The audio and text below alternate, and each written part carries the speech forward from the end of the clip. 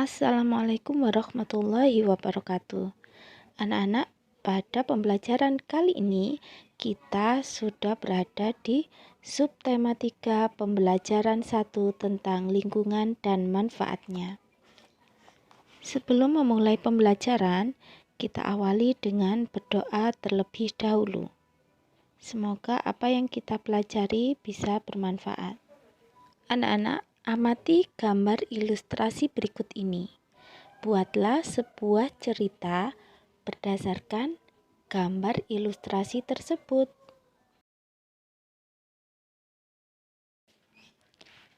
Hari Minggu, Lani diajak ayahnya pergi ke Madura. Ayah Lani ingin membeli beberapa kerajinan gerabah untuk pelanggannya.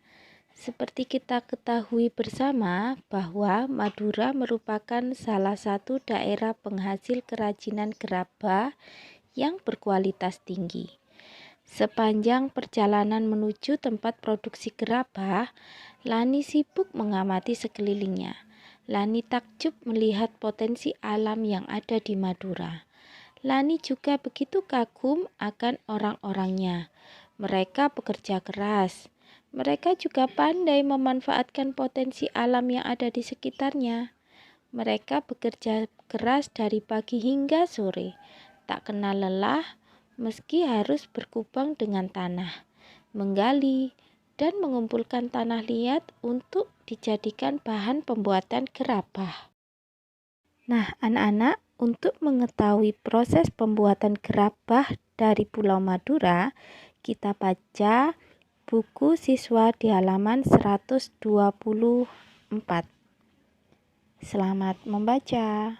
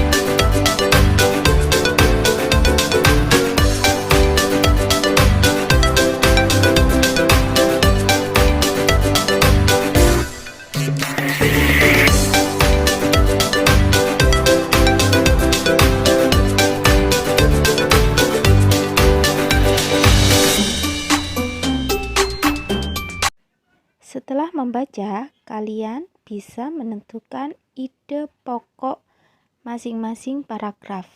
Kemudian kalian bisa mencocokkannya berikut ini.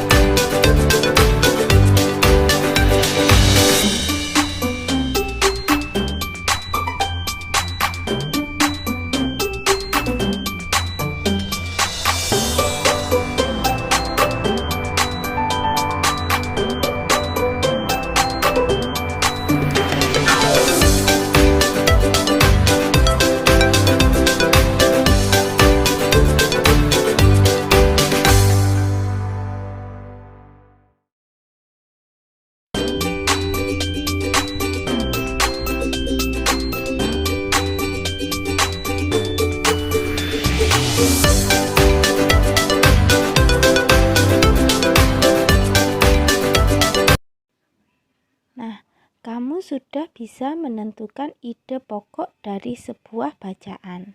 Sekarang, kembangkan ide-ide pokok berikut menjadi sebuah paragraf. Kalian bisa menyimaknya di buku siswa di halaman 129.